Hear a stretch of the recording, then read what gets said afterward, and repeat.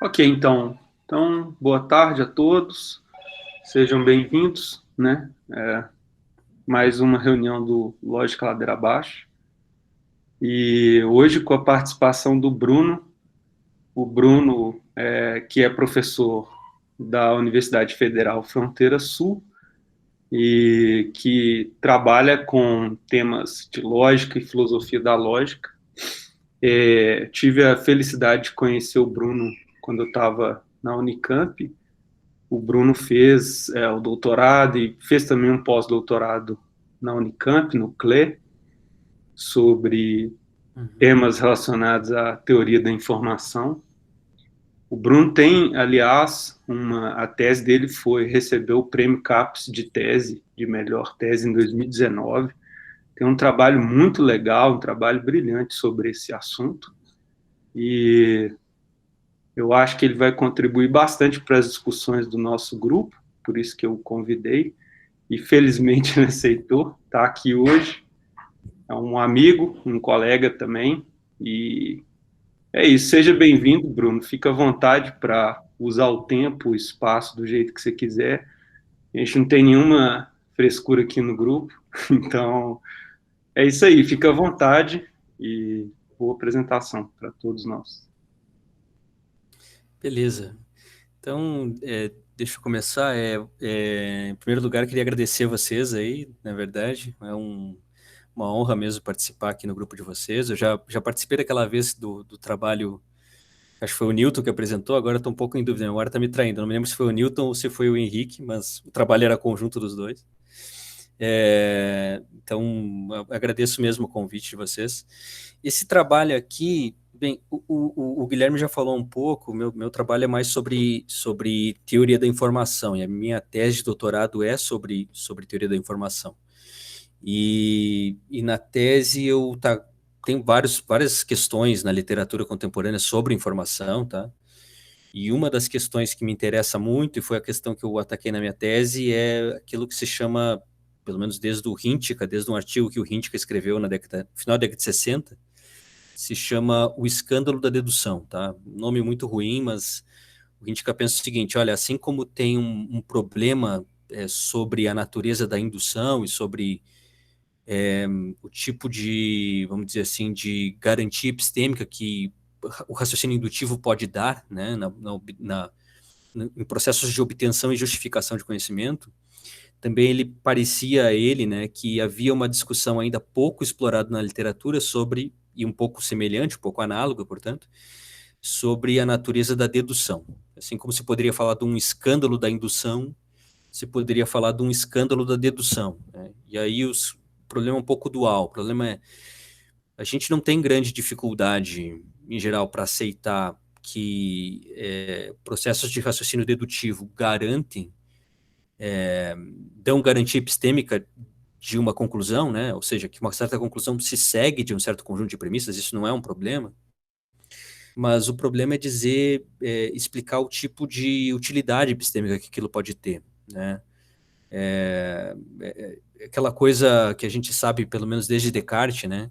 Que a conclusão em um raciocínio dedutivamente válido, a conclusão está contida nas premissas. Então, e se as premissas são verdadeiras, a conclusão necessariamente é verdadeira. Então, aquilo não parece estender o nosso conhecimento de maneira nenhuma.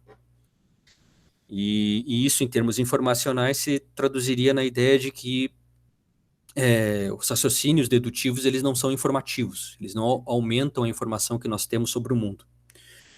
Então, isso tem um debate na literatura contemporânea sobre em que sentido a dedução pode ser informativa, porque, apesar de que isso se segue da nossa reflexão filosófica, essa reflexão um pouco cartesiana, né? Por outro lado, há várias áreas da ciência que se valem única e exclusivamente do raciocínio dedutivo. E a gente não diria que nessas áreas não se amplia o conhecimento. Esse é o caso, em especial, da matemática, né? Os teoremas, por vezes, a prova de um novo teorema matemático amplia o nosso conhecimento. Nós passamos a saber que algo é verdadeiro no mundo da matemática que nós não sabíamos anteriormente. Então, parece sim ter um papel ali informativo, as deduções, né? Mas é um pouco uma questão filosófica explicar em que consiste esse valor informacional. Daí, bem, a minha tese andava um pouco por aí. tá? E dentro dessa discussão, uma coisa que me interessava muito era dizer assim, olha, a gente precisa, de alguma maneira, dar conta do fato de que as deduções, elas são analíticas, tá? São formas de conhecimento analítico, portanto, e aí a gente vai lembrar um pouco do Kant, né, do que o Kant dizia sobre o conhecimento analítico. O Kant dizia, olha, o conhecimento analítico não é ampliativo, ele é meramente elucidativo, né? E me parecia assim que a gente tinha que dar conta um pouco de preservar esse caráter de análise dos raciocínios dedutivamente válidos, mas ao mesmo tempo abandonar a ideia de que um conhecimento que é analítico ele é meramente elucidativo. O conhecimento pode ser analítico e ao mesmo tempo ser ampliativo. Isso é um cavalo de batalha das coisas que eu tenho escrito, tenho pensado. Mas isso, se isso for verdadeiro, a gente tem que então se afastar um pouco da maneira como Kant via as coisas. Kant rapidamente, na Crítica da Razão Pura, identifica conhecimento analítico com conhecimento meramente elucidativo. O que eu tenho tentado argumentar é que o raciocínio dedutivo, informativo, ele é analítico, mas ele não é meramente elucidativo. Em que sentido ele não é meramente elucidativo? Aí vem o ponto principal que eu tenho tentado argumentar, no sentido de que a gente pode não saber exatamente qual é o conteúdo semântico dos enunciados da nossa linguagem. Então, seria incorreto dizer que, por um procedimento de análise, a gente está meramente elucidando o conteúdo, né, porque isso pressuporia que a gente já tem posse desse conteúdo, a gente conhece esse conteúdo. E me parece que não, me parece que talvez há bons argumentos para pensar que não é o caso, que por vezes a gente não conhece qual é o conteúdo semântico dos enunciados da nossa linguagem, das expressões linguísticas em geral que a gente utiliza. Bem, nesse contexto aí, no contexto dessas ideias que está esse trabalho que eu vou apresentar para vocês, tá? Aqui eu vou tentar mostrar que essa ideia de que por vezes nós não temos plena posse do conteúdo semântico das expressões linguísticas que nós utilizamos, isso já está presente num dos trabalhos seminais em filosofia da linguagem, que é o sobre o sentido da referência de Frege. Tá? Lá, Frege está no puzzle de Frege, né? O problema da referência, de toda aquela discussão do Frege sobre identidades da forma A igual B, lá já está presente um pouco, o Frege parece estar apontando um pouco para esse fato. O fato de que, por vezes, nós não temos assim, um pleno controle sobre o conteúdo semântico das nossas expressões linguísticas. E por isso, pelo fato de que esse conteúdo semântico é de alguma maneira externo a nós, é que a gente, ainda que possa falar, nesses casos que a gente tem, por vezes, com conhecimento analítico, isso não é meramente elucidativo. Mas aqui eu estou antecipando um monte de coisa só para vocês terem em mente qual é o contexto da discussão que eu vou tentar propor para vocês. Mas agora eu vou começar a apresentar com mais detalhe cada uma das etapas desse raciocínio, beleza? E também, assim, se vocês tiverem alguma questão aí, me parem, por favor. Eu não estou olhando para vocês, mas se vocês tiverem alguma questão, vocês me interrompam aí, beleza? Beleza. Tá. Então, vou passar adiante, tá? Então, assim, só sobre essa coisa do Frege, né? Então, só para a gente relembrar um pouquinho, assim, eu queria fazer uns comentários preliminares, só para tentar estabelecer um pouco como eu vejo esse debate do Frege, tá? Então, nesse artigo do Frege, sobre o sentido da referência, né? Lá do final do século XIX, Frege apresentou para a gente um problema sobre a semântica dos nomes próprios, né? E, vamos dizer assim, é uma rede de problemas, mas o principal, né, que é o problema com o qual o Frege começa o artigo, é o problema da informatividade de identidades da forma A igual B. O Frege se dá conta que parece haver uma diferença difícil de explicar, né, do ponto de vista informacional, entre identidades da forma A igual A e identidades da forma A igual B, né? Então, lá o caso de, sei lá, Edson é Edson, A igual A, e Edson é igual a Pelé, né? A igual B. O Frege diz, olha, parece haver uma diferença de informatividade nesses casos, mas isso é um pouco difícil de explicar diante das nossas teorias ingênuas sobre como funciona a semântica dos nomes próprios, né? Esse problema, né, ele vai implicar uma série de outras questões, né? E uma em especial que vai ser importante também para a gente aqui é que a diferença de informatividade entre identidades da forma A igual a e identidades da forma A igual B vai refletir em uma falha de substituição de expressões correferenciais em contextos intencionais, ou seja, alguém pode acreditar, certamente, que A igual A, mas alguém, ao mesmo tempo, pode não acreditar que A igual B, né? Beleza. Qual é a solução que o Frege vê a esse problema, né? O Frege diz, olha, nossa teoria ingênua do conteúdo semântico, né, de nomes próprios, tem dificuldades de explicar essa diferença de informatividade. Por quê? Porque a teoria ingênua vai nos dizer que o conteúdo semântico é meramente a coisa referida pelo nome próprio, né? E se o conteúdo semântico de um nome próprio se reduz à coisa que é referida, então não há nenhuma diferença entre A igual A e A igual B.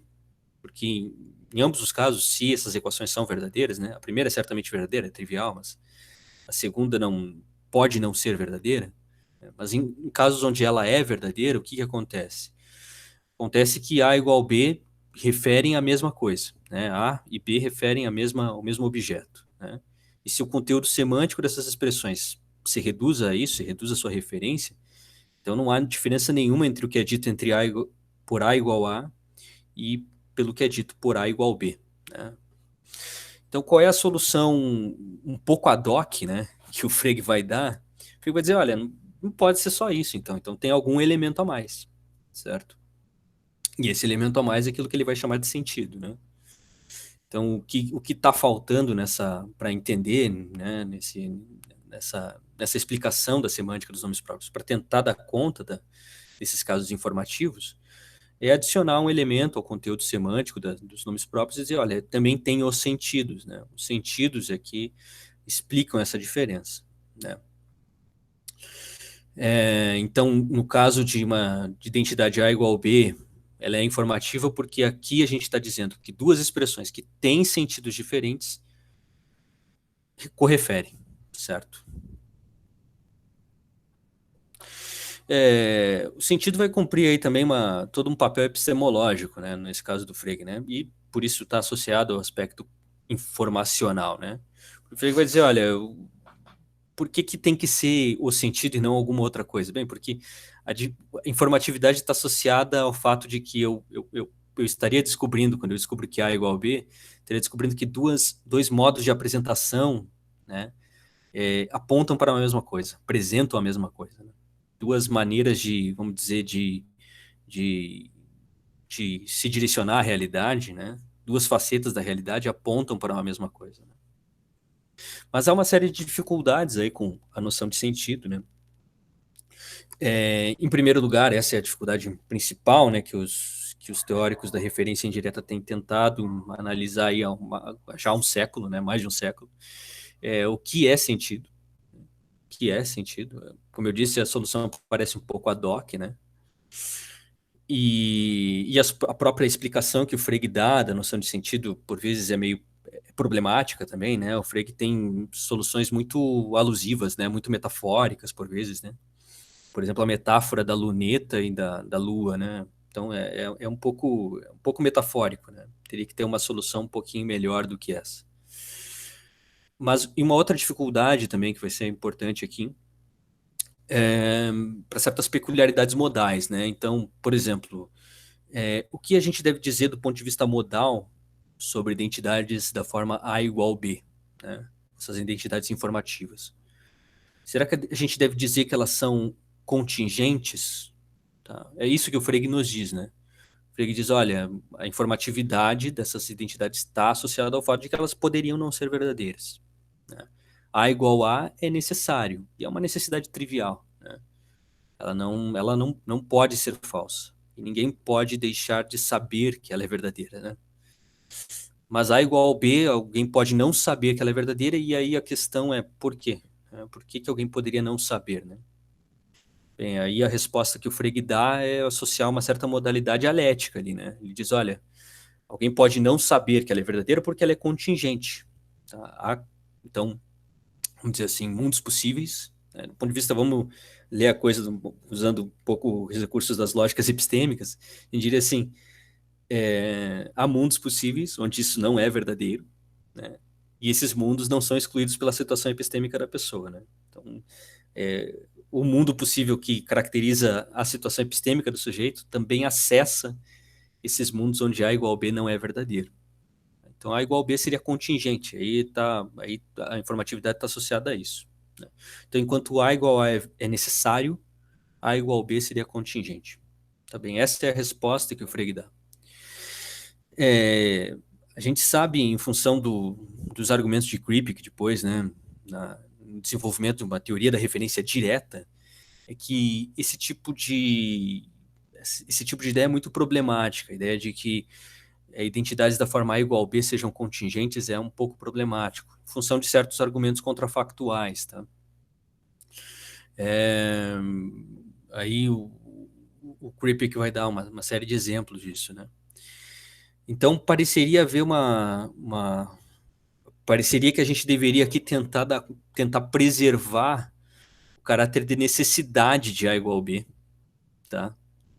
Mas, ao mesmo tempo, não abrir mão da noção de sentido, tá? E é assim que eu queria apresentar para vocês a questão. Quer dizer, por mais que aqui eu esteja nessa apresentação abraçando um pouco a teoria da referência indireta, eu reconheço que há dificuldades com ela. Em primeiro lugar, não é muito claro o que significa sentido. E, em segundo lugar, ela está associada à ideia de que equações da forma A igual a B seriam contingentes. E isso me parece também problemático. Elas deveriam ser vistas como necessárias, tá? Mas parece ser uma consequência da teoria da referência indireta. Tá bem? Então, essas duas dificuldades eu vou tentar, nesses comentários preliminares, explicar como dar conta disso. Isso vai nos levar a um certo paradigma teórico, vamos dizer assim, sobre a noção de sentido, tá? E é desse paradigma que a gente vai partir depois pro debate que eu vou propor aqui para vocês, tá? Assim, então, para dar conta de ter esse tipo de solução intermediária, tá? Tem uma solução intermediária onde, por um lado, eu preserve a noção de sentido, né, e dê um pouco mais de conteúdo a ela. E, por outro lado, eu preserve a ideia de que identidades da forma A igual a B não são contingentes, são necessárias. O que a gente pode fazer é uma coisa já bastante bem conhecida na literatura, em filosofia da linguagem, que é utilizar o recurso das semânticas bidimensionais, tá? Que é uma coisa que foi proposta lá na década de 90 pelo Frank Jackson, pelo David Chalmers, entre outros, né? O Stalnaker, e acho que a origem dessas ideias está no Kaplan, né? Na análise que o Kaplan faz dos indexicais, né? Lá no começo da década de 80, acho ainda, ou final da década de 70, agora me foge qual é o ano do texto do Kaplan sobre indexicais, né? Mas enfim, tem toda uma tradição, mas principalmente se tornou muito forte na década de 90, esse tipo de análise, né? Semântica em filosofia da linguagem. Mas o que os bidimensionalistas eles vão fazer? Eles vão dizer assim, olha, que a gente precisa, de alguma maneira, ter uma solução mista entre uma teoria da referência indireta e uma teoria da referência direta. Então, no caso dos nomes próprios, os nomes próprios vão ser vistos pelos bidimensionalistas como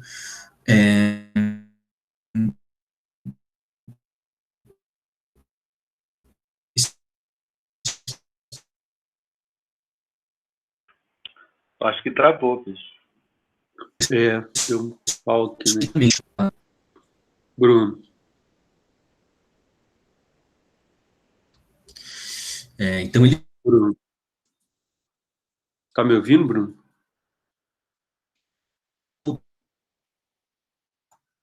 Por outro, convenções de uso de uma expressão linguística. Oi. Você tá me ouvindo? Pra mim tá falhando. Assim, Desculpa. É que cortou meu fone aqui, fala. Bruno, uma interferência, cara. Ah, Ficou falhando a sua. você sabe mesmo. Ah, tá. Os nomes próprios. Tá. Desculpa, é o meu fone aqui deu um probleminha. Ah, beleza. Deixa eu voltar um pouquinho então. Olha, os bidimensionalistas vão fazer uma análise da semântica dos enunciados em dois níveis, tá? Por isso é um bidimensionalismo. Tem duas dimensões da semântica, tá? Numa dimensão, que é a dimensão do conteúdo, aquilo que eles vão chamar de conteúdo, as expressões elas designam rigidamente. Então, os nomes próprios eles designam rigidamente, tá? Na dimensão do conteúdo, o nome Edson Arantes do Nascimento ele designa sempre, em qualquer mundo possível, Pelé. Ele denota Pelé. Tá? Ele não vai denotar outra pessoa em algum outro mundo possível. Tá? Então, nessa dimensão da semântica, o nome próprio ele designa rigidamente para os bidimensionalistas. Então, eles, por um lado, abraçam esse elemento da teoria da referência direta. O problema é que vai ter uma segunda dimensão. Problema não, né? A característica, né, da proposta deles é que vai ter uma segunda dimensão da semântica, que é isso que eles vão chamar da dimensão do caráter. Quer dizer assim, olha, as convenções de uso de uma expressão poderiam mudar, tá? Poderiam ser outras, né? Então, essa expressão Edson Arantes do Nascimento, ela poderia ser utilizada com outra convenção de uso para denotar rigidamente também outra pessoa.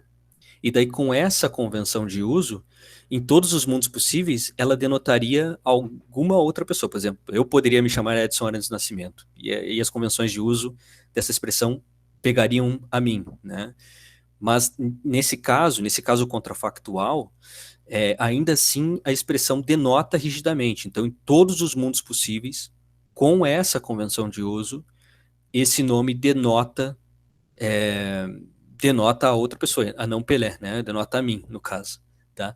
Então, os bidimensionalistas montam uma teoria semântica modal que tem essas duas dimensões. Então, sempre que a gente vai avaliar o valor de verdade de uma expressão, a gente vai ter que olhar para o valor semântico dos seus componentes, e aí quando a gente for fazer o cálculo do valor semântico dos componentes, a gente vai fazer a coisa em dois níveis. Primeiro, a gente vai fixar quais são as regras, a gente vai tentar identificar primeiro quais são as regras de uso que estão em questão ali, né, naquela análise, e depois a gente vai olhar para o conteúdo, que aquelas regras de uso vão pegar. As regras de uso são o caráter da expressão, tá? Então, com essa solução mista, a gente consegue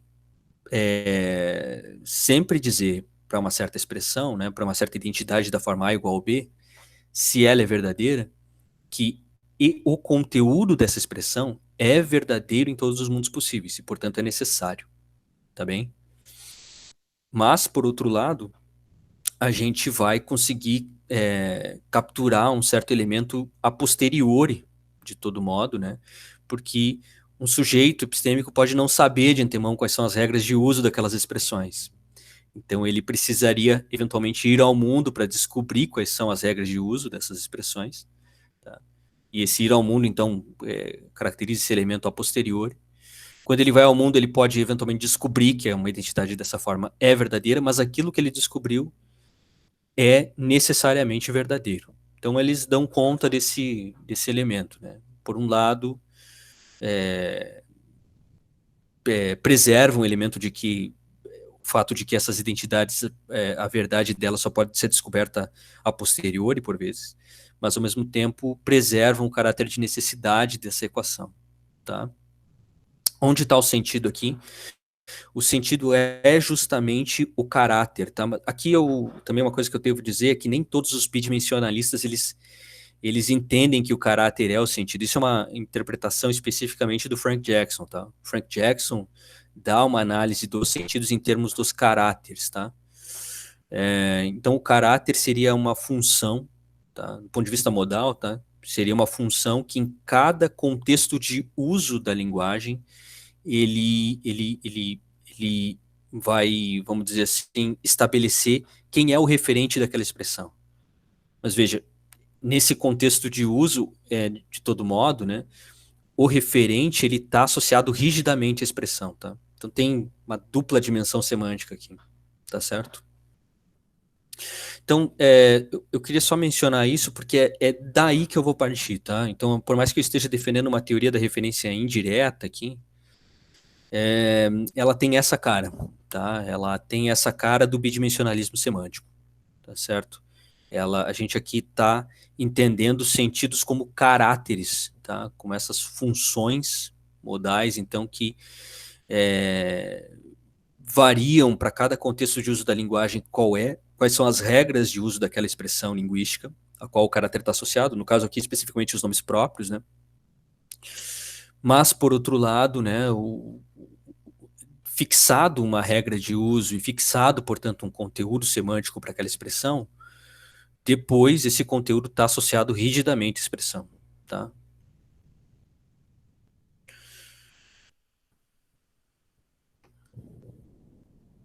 Aqui, tá. Só uma pergunta a título de esclarecimento. O caráter, na perspectiva vai ser desenvolvida, o caráter de uma expressão ela vai variar juntamente com o contexto ou isso são coisas independentes? O caráter vai variar com o contexto. Isso tem um certo contextualismo semântico aqui envolvido, tá? Com o contexto de uso é que o caráter vai variar, tá? Ou seja, a ideia é assim, o caráter é uma função que você vai ter como input um contexto de uso e daí ele vai te dar como output o valor semântico da expressão semântica, da expressão linguística ali, tá? Então, aqui o que a gente precisaria também articular um pouquinho o que significa contexto de uso, tá? Primeiramente, né, o bidimensionalismo, tal como ele foi formulado inicialmente pelo Kaplan, contexto de uso, por exemplo, da expressão eu, varia em função de quem é que está falando, certo? Então, se eu estiver falando, então eu significa Bruno. Se for o Guilherme, vai ser Guilherme. Se for o Henrique, vai ser Henrique, e assim por diante, certo? Então, isso é uma noção muito mais fina de contexto de uso. O contexto, nesse caso dos indexicais, varia em função de quem está usando, né? Aqui não, aqui a gente vai ter uma noção muito mais lata de contexto de uso, tá? E aí a gente poderia dizer que o contexto de uso das expressões vamos dizer assim, da expressão Bruno Ramos Mendonça, o contexto de uso atual é justamente o mundo atual onde nós vivemos, certo? Outros contextos de uso seriam mundos contrafactuais, tá? Aqui a gente vai ter que ter uma noção muito mais lata, não basta considerar quem está utilizando, tá? Não sei se eu respondo a tua questão, mas... Eu fiquei com uma dúvida. Eu estava entendendo outra coisa com a pergunta do Sérgio, eu me confundi, porque o que varia não é a função, né? Não é a função. Não tá. É a função. Tá. Então, quer dizer, sentido não leva exatamente a uma posição contextualista, porque o sentido não varia o output da função que você está chamando de caráter, com a qual você identifica o sentido, não é isso? Mais ou menos. Agora eu que fiquei confuso. Não, mais ou menos, Guilherme, sabe por quê? Porque, de novo, tem essa dimensão semântica dupla, né? Então, do ponto de vista, vamos dizer assim, do ponto de vista do conteúdo, há um contextualismo semântico, porque dependendo do contexto, o conteúdo vai ser diferente. Mas do ponto de vista do caráter, não. Do ponto de vista do caráter, não. Isso é importante, a tua questão, é importante. Quer dizer, precisa haver algo que é rígido na semântica, né? Independente dos contextos, e vai ser o caráter. Tá? Vai ser o caráter. Tá, obrigado, entendi. O Julian levantou a mão, eu acho que... Sim. Licença. Opa, Bruno, beleza? Beleza. Então, eu queria perguntar um pouco sobre o input que a gente vai jogar no contexto. Está tomando o que normalmente reconhece na literatura como contexto restrito, que o Kaplan vai fazer, vai pegar certos índices e vai montar ali para selecionar o conjunto de elementos que vai no contexto como o input da função que a gente está identificando como sentido? É só para saber mesmo, para eu me situar aqui. A noção de contexto ela vai ser um pouco neutra aqui, tá? te explico por quê. É que no caso dos nomes próprios, tá? Em geral, esses caras eles vão associar contexto a mundos possíveis, entendidos aleticamente mesmo. Cada mundo possível alético, vamos dizer assim, cada configuração em que o mundo atual poderia ser, tá? Vai ser um contexto de uso possível da expressão, tá? Então, assim, essa é a finura que esses caras que estão tratando com o problema dos nomes próprios, esse é o nível de finura que eles vão ir. Para cada mundo possível, do ponto de vista lético, isso vai ser um contexto de uso, tá? Então, o mundo atual que nós estamos vivendo é um contexto de uso, tá bem? Aqui pensando nessa discussão sobre nomes próprios.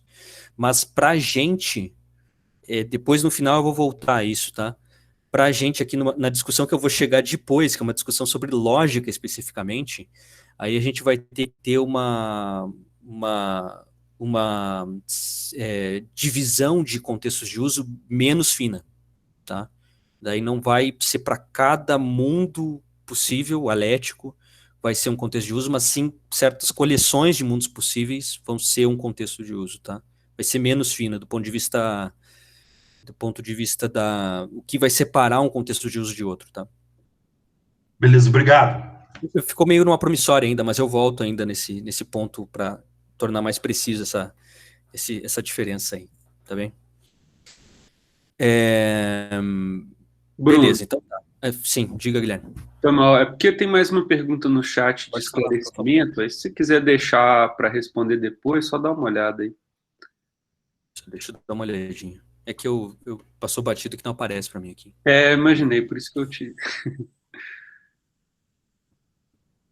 Deixa eu abrir aqui. Do Daniel. Então, existe uma diferença entre o contexto e o caráter para a determinação. Sim, de caso sim, que consiste a diferença? Sim, existe uma diferença, que o ponto é, o caráter ele vai ser uma função que, ele sendo municiado com contextos de uso, ele vai devolver conteúdos. Tá bem? Então, só para assim, um exemplo que é importante nessas discussões sobre bidimensionalismo. Pensa no problema da Terra Gêmea, tá? No cenário da Terra Gêmea. Você vai ter o mundo e vai ter a cópia do mundo, certo? No mundo, água significa H2O. E na cópia significa XYZ. Então, o que a função faz? A função te diz, olha, ela pergunta primeiro, olha, em qual desses dois contextos eu estou? Eu estou no mundo, no nosso mundo, ou estou na cópia? Se eu estou no nosso mundo, então ela devolve como valor semântico H2O. Se eu estou na cópia, então ele devolve XYZ. Tá? Então é isso que ele faz. Tem esses papéis diferentes, a função caráter e os contextos. Tá? A mera função não significa nada, ela significa em cada contexto. Tá? Em cada contexto ela vai devolver algum conteúdo semântico.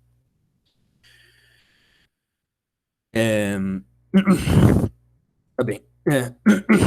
Vamos mais adiante um pouquinho, tá? Como eu disse para vocês, a noção caráter ela é em princípio neutra, tá? O que significa essa função, né? Que em cada contexto, tá? Esses caras, quando eles estão analisando a coisa nessa perspectiva um pouco mais formal mesmo, né? Ela, do ponto de vista formal, ela é neutra, ela pode receber diferentes entendimentos, mas aqui o tipo de leitura da noção de caráter que eu vou privilegiar é uma leitura epistemológica, tá? O caráter vai ser uma espécie de instrumento que ele vai permitir, em cada contexto de uso, que eu identifique a referência do nome próprio, tá? Então, assim, como o Frank Jackson entende isso, tá? E daí ele vai ser criticado em função disso, mas eu espero que aqui nos meus exemplos a coisa se sustente um pouquinho mais. Acho que a maneira como o Frank Jackson propôs, pensando nos nomes próprios, é um pouco frágil, mas ele disse, olha, por exemplo, o caráter da expressão água é líquido, límpido, transparente, sem cheiro, que serve para nutrir, né, os seres vivos e enche os rios, enche os lagos, enche os oceanos, né, tudo mais. Então, vamos dizer, essas características fenomênicas, tá? Esse conjunto de características fenomênicas, isso é o caráter, tá? E em cada contexto de uso, ou seja, na Terra ou na Terra Gêmea, né? Com base nessas características fenomênicas, isso vai me servir para identificar a referência dessa expressão. Na Terra atual significa H2O e na Terra gêmea significa XYZ, certo? É um pouco frágil, né? Porque as características fenomênicas parece, não sei se a gente pode, se a gente consegue dizer que em cada contexto de uso possível, se isso serviria para identificar, né? Mas enfim, mas isso é a maneira como ele vai entender. De todo modo, assim, nos casos que eu vou apresentar, que vão ser casos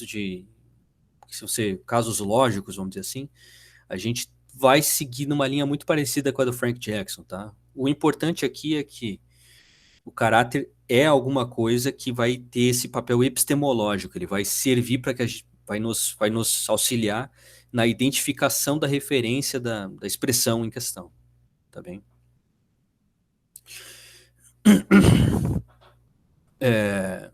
E assim, isso então foi um pouco o framework do qual eu queria partir, tá? Então esse framework é um framework de teoria da referência indireta, mas entendido nesses termos bidimensionais, tá? Ou seja, que vai preservar, no final das contas, a necessidade das identidades que a gente está analisando, certo? Elas são informativas, mas são necessárias.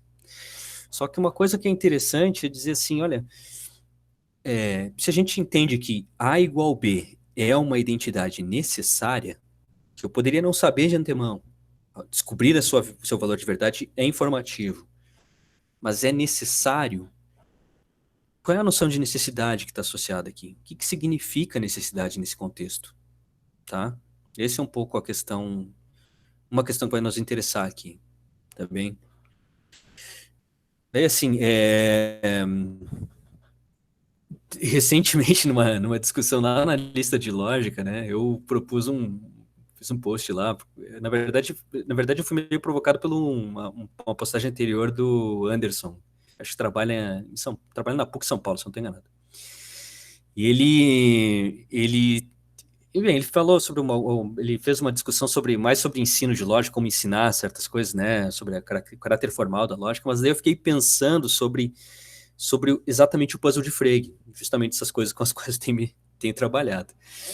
Que eu fiquei pensando, bem, mas esse é um caso, né, de necessidade, A igual B é um caso de necessidade, mas parece ser um caso de necessidade lógica, certo? Porque a identidade é uma relação lógica, né? E aqui, daí as coisas ficam muito malucas, porque a gente está então falando que existe um caso de conhecimento lógico que seria obtido a posteriori. Isso parece muito estranho, certo? Daí na discussão que eu propus, agora já não lembro mais quem foi, mas alguém falou que isso poderia ser, de alguma maneira, a gente poderia tentar lidar com esse fato, dizendo que a identidade não é uma relação lógica. Mas é que isso, para mim, me parece como jogar o bebê com a água do banho fora, entendeu? Então, para tentar lidar com uma consequência que parece muito estranha, a gente abandona o fato de que a identidade é uma relação lógica. E a identidade é uma relação lógica, certo? É uma parte de um curso introdutório de pós-graduação em lógica, olha, para o que acontece quando a gente introduz a identidade no sistema de lógica, certo? Quando a gente introduz identidade no sistema de lógica, as coisas modificam radicalmente, tá? As coisas não ficam tal como estão. Não é como introduzir outros tipos de conceito, tá? É um conceito que ele modifica a lógica. Então, ele parece ser, sim, uma noção lógica, né?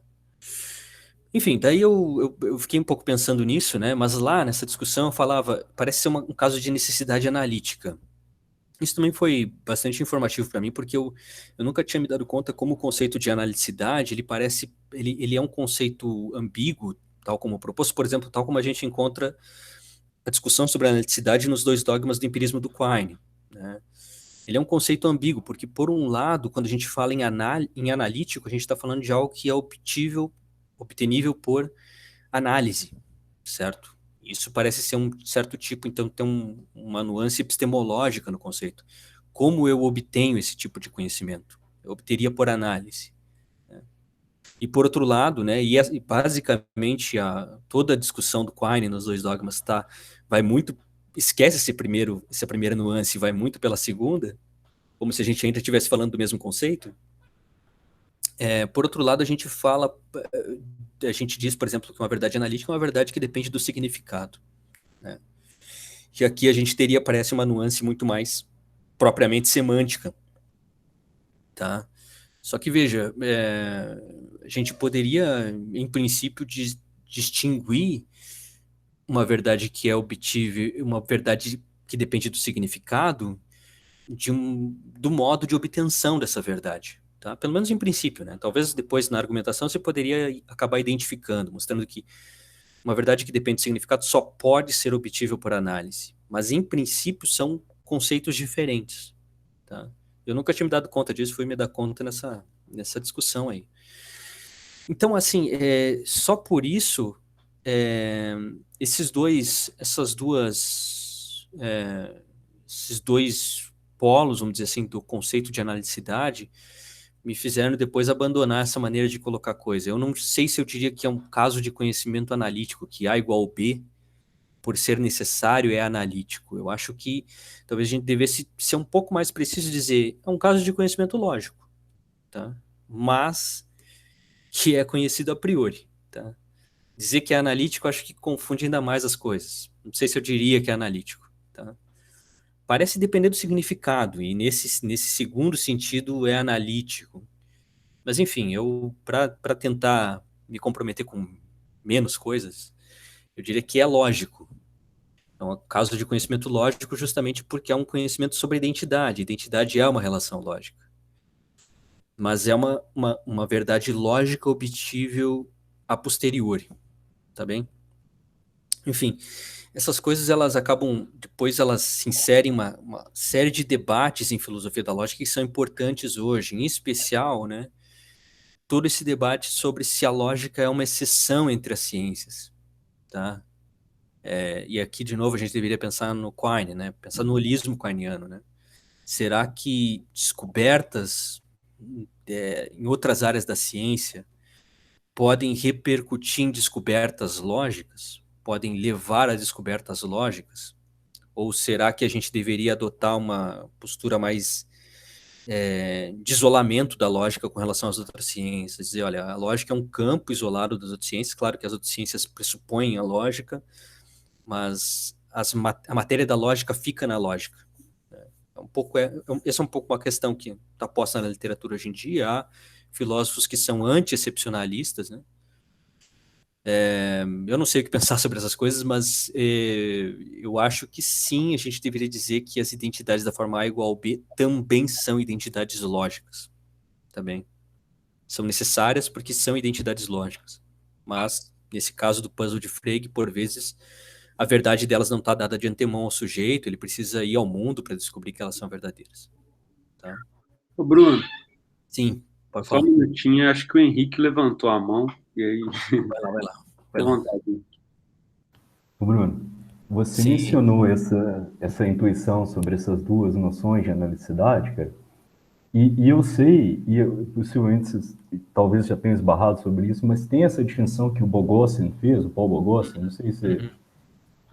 Então, talvez, a minha pergunta era isso que você estava remetendo, quer dizer, entre a analiticidade metafísica, né, que é aquela formulação positivista de que a verdade de uma determinada proposição ou sentença analítica depende unicamente do sentido das expressões, mas o Boghossian faz uma separação entre isso, né, e dizer que não é a verdade o que torna verdadeira uma sentença analítica é o mundo, mas é a justificação do nosso conhecimento, né? Quer dizer, se eu entendo o significado de solteiro, imediatamente eu estou justificado a acreditar que aquilo é verdadeiro, mas, no entanto, isso não significa que é o significado de solteiro que torna aquela proposição verdadeira. É o mundo que torna aquilo verdadeiro. Uhum.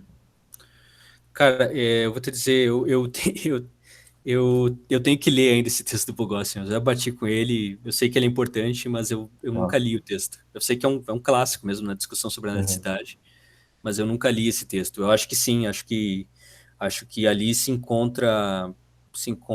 talvez se encontre distinções parecidas com essa que eu estou fazendo. E outra coisa, lá ele tem também eu não sei se é nesse mesmo artigo, mas acho que são talvez em algum artigo associado, ele tem também diferentes interpretações do tipo de dificuldade que o Quine está levantando para a dicotomia analítico-sintético em função dessas distinções, né? Diferentes significados do conceito analítico, né?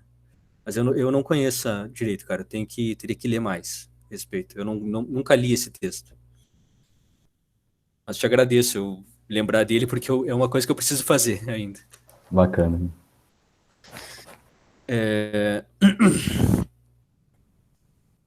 Tá bom. Enfim, então isso levou a essa questão, né? Se a gente aceita, então, isso, né? Que essas identidades são necessárias, né? Primeira questão seria entender o tipo de necessidade associado, e aí eu procurei argumentar com vocês que eu acho que é uma necessidade lógica, porque a identidade é uma noção lógica, tá? E aqui a gente está entendendo, pelo menos em um dos níveis, né, do bidimensionalismo, a gente está lidando com uma teoria da referência direta, né? Os nomes eles designam rigidamente alguma coisa. Então, no final das contas, em A igual B, o que a gente está dizendo é que uma coisa, aquilo denotado por A, é idêntico a mesma coisa denotada por B. Tá? Então, no final das contas, é identidade. Tá? E identidade é uma relação lógica. Então, deveria ser uma necessidade lógica, certo? Bem, se a gente aceita isso por sua vez, por si só, já seria uma questão, já seria um projeto filosófico tentar esmiuçar tudo isso. Mas eu fui um pouquinho mais adiante e a questão que me interessou primeiramente, né? Antes ainda desse debate na lista de lógica, inclusive, mas o debate se vinculou com as coisas que eu tinha acabado de fazer.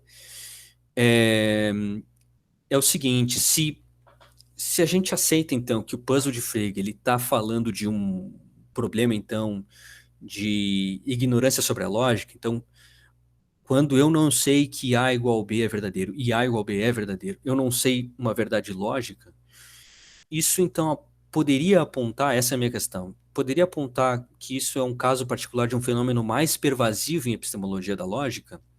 Aí tem uma coisa que é importante, porque um debate em epistemologia da lógica hoje em dia muito importante é o problema da onisciência lógica, tá? O problema da onisciência lógica, ele funciona assim, as teorias, vamos dizer assim, as lógicas epistêmicas tradicionais, né, elas envolvem sempre um fechamento epistêmico, a ideia de que se eu sei algo, então eu sei todas as consequências daquilo. As lógicas epistêmicas tradicionais, elas envolvem isso como um teorema da lógica, tá?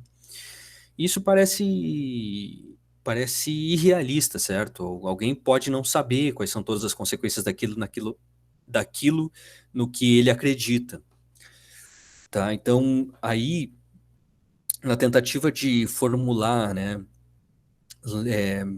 frameworks de lógica epistêmica mais realistas, você enfraquece o fechamento epistêmico. E aí há diferentes maneiras de fazer isso, isso leva a diferentes sistemas, e tem toda uma discussão sobre isso. E aí o que me parece é que se o puzzle de Frege ele é um caso de verdade lógica, né, se A igual B quando é verdadeiro é um caso de verdade lógica, e eu poderia não saber de antemão que aquilo é verdadeiro, então ali está acontecendo a mesma coisa, parece ser um caso particular do problema da onisciência lógica, é um lugar onde eu não sei um fato lógico, certo?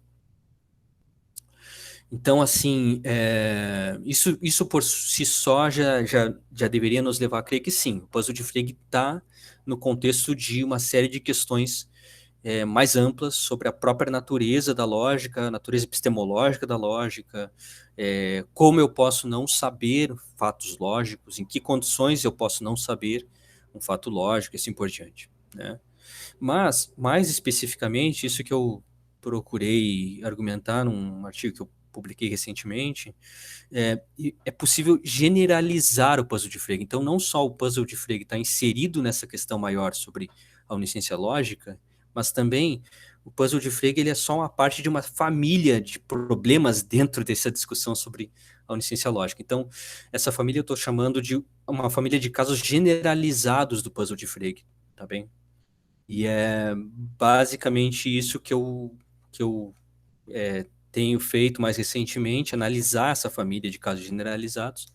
E aqui eu vou tentar mostrar para vocês tanto os casos generalizados, tá? Vou tentar mostrar para vocês que tipo de solução se pode dar para esses casos generalizados do puzzle de Frege, e essa solução também é uma solução fregiana, que também apela à noção de sentido, tá bem? Daí eu vou tentar explicar que noção de sentido poderia estar ocorrendo aqui, tá bem?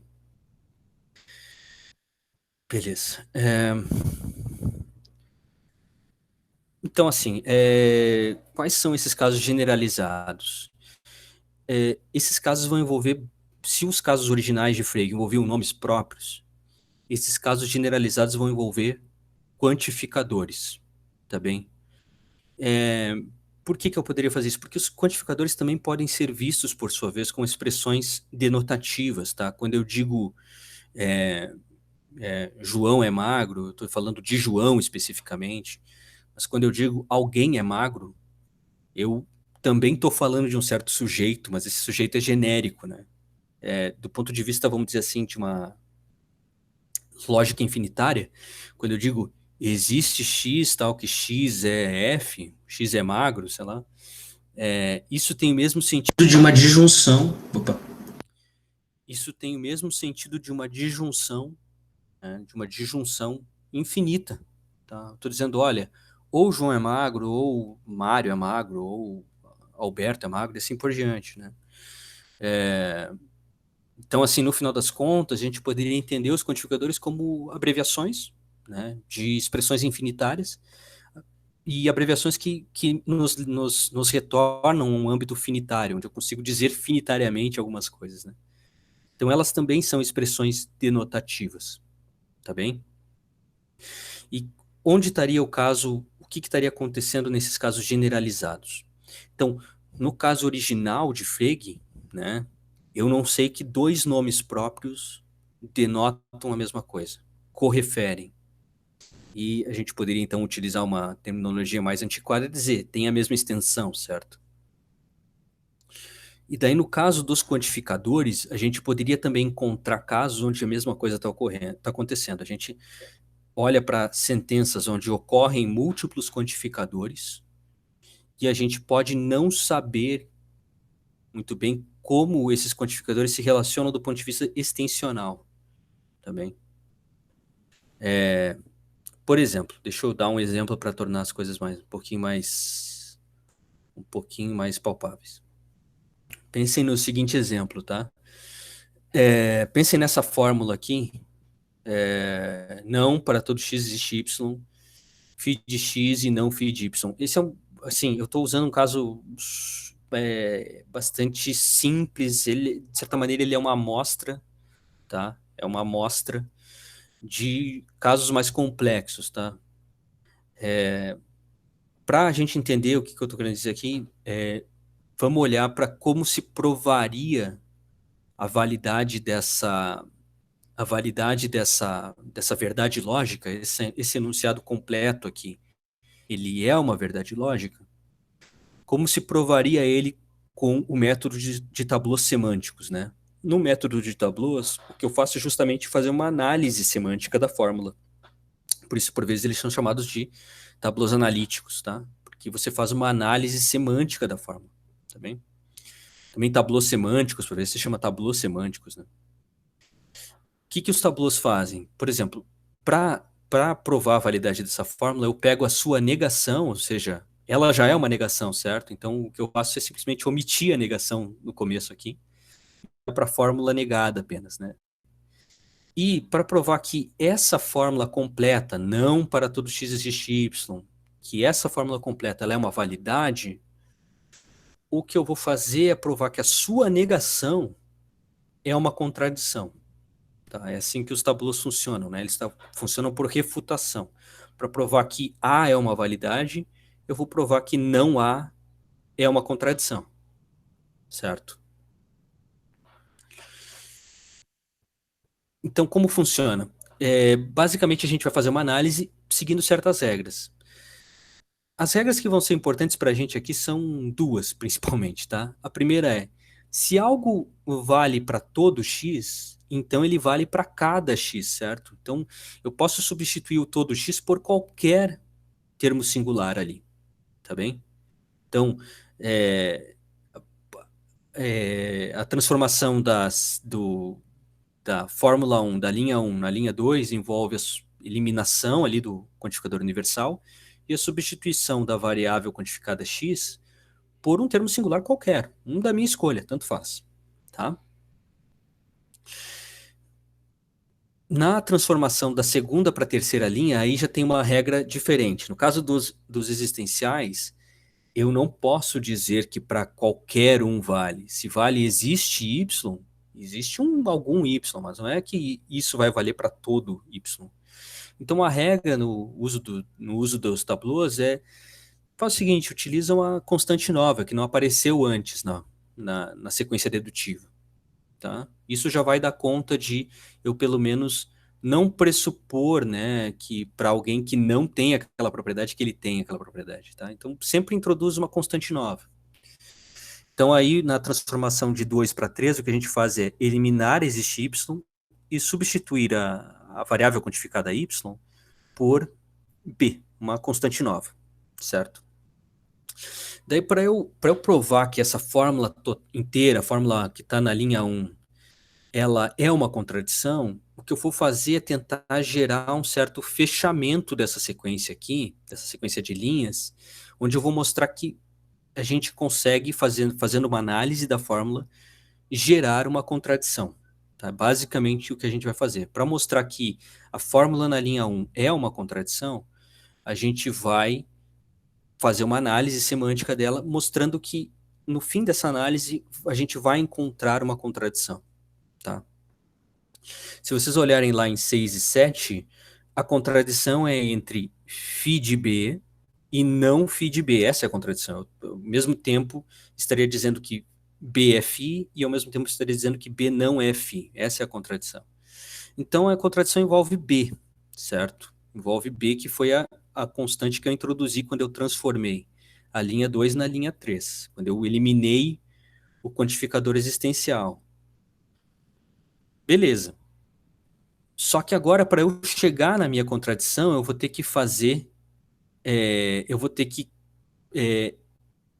já que eu já tenho aqui, se vocês olharem na linha 3, eu já tenho não φ de B, eu vou ter que dar um jeito de encontrar φ de B. Como eu vou fazer isso? Eu vou novamente descarregar a linha 1, e quando a gente está lidando com quantificador, a gente pode reutilizar linhas infinitamente, tá?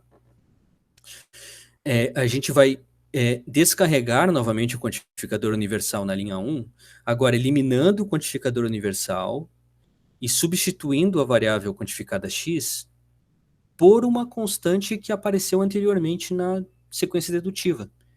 Qual seja, agora é b, tá? Agora b. Lembrem que a regra para o universal eu posso substituir qualquer coisa que já apareceu. Né? O existencial não, tem que ser sempre nova. Bem, agora então, já que B apareceu, agora eu posso aproveitar B e descarregar novamente o quantificador universal, agora com B.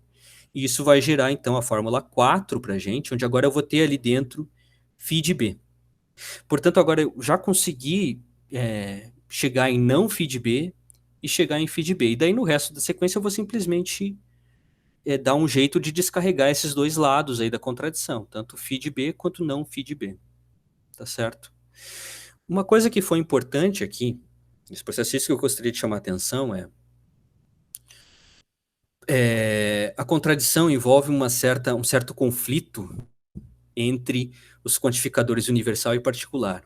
Quer dizer, o quantificador particular, o quantificador existencial, ele oferece contra-exemplos ao quantificador universal, certo? Mas esse processo, ele não era um processo, vamos dizer, linear, onde o quantificador universal já estava informado pela existência desse contra-exemplo oferecido pelo quantificador existencial. Eu precisei primeiro lidar com o quantificador universal e depois lidar com o quantificador existencial e daí fazer uma espécie de looping, né, na prova, tá? E voltar ao quantificador universal. Agora, foi esse processo, agora eu posso voltar ao quantificador universal um acréscimo de informação. O quantificador agora sabe coisas que ele não sabia antes. Sabe, por exemplo, da existência de certos contra-exemplos, no caso, especificamente B. Tá bem? Então, aqui, o que acontecia, né, tal como no caso original de Frege, onde um falante poderia não saber que dois nomes próprios correferem, em casos como esse, um falante, antes de ele proceder à execução de uma dedução, ele pode não saber, por exemplo, né, fatos relevantes sobre a extensionalidade dos quantificadores. E pode, por exemplo, não saber, como nesse caso que a gente analisou muito brevemente aqui, pode não saber que o quantificador existencial oferece contra-exemplos ao quantificador universal. Tá? Ele pode não saber isso de antemão, ele pode precisar executar uma prova, tá? Para ser informado a respeito disso. Tá bem? Então, esse seria um caso de ignorância lógica, onde ele não sabe algo sobre a relação extensional entre quantificadores, tá? Então, olhando para esses casos específicos de alinhamento de quantificadores, onde você precisa de alguma maneira, né, de executar uma prova e descobrir ao longo da prova como esses quantificadores, como a extensão deles está relacionada, isso nos leva, então, a uma generalização do problema de Frege, tá? Só que essa generalização envolve elementos diferentes. Por exemplo, uma está lidando com nomes próprios, outra com quantificadores, que, como eu disse, a gente poderia argumentar que são uma espécie de expressão denotativa genérica, né? Denotam genericamente, tá? Mas assim, isso é uma primeira diferença importante. E a segunda diferença importante é que o caso original do Frege, ele não apenas olhava para casos de conhecimento a posteriori, mas também olhava para casos de conhecimento a posteriori, né? Esses casos que eu estou considerando generalizados, não, eles envolvem conhecimento a priori, quer dizer, são casos onde eu não sei exatamente como dois ou mais quantificadores se relacionam extensionalmente, mas eu posso vir a descobrir por uma prova, né? Por uma prova, tá bem?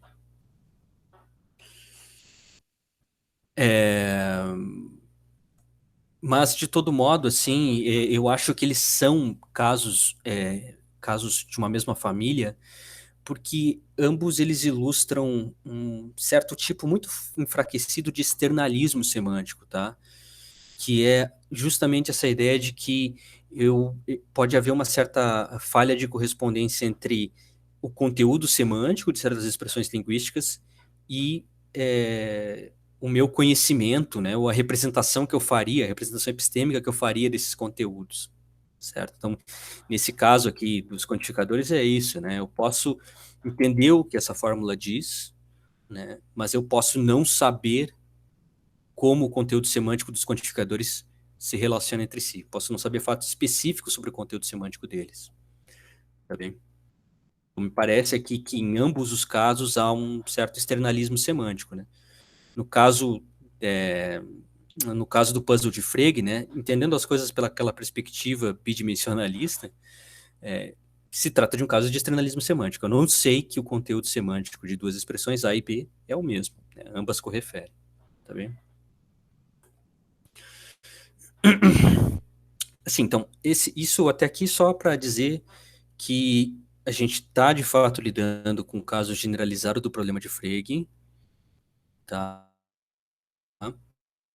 E agora, também, eu queria passar só a falar sobre a solução freguiana desses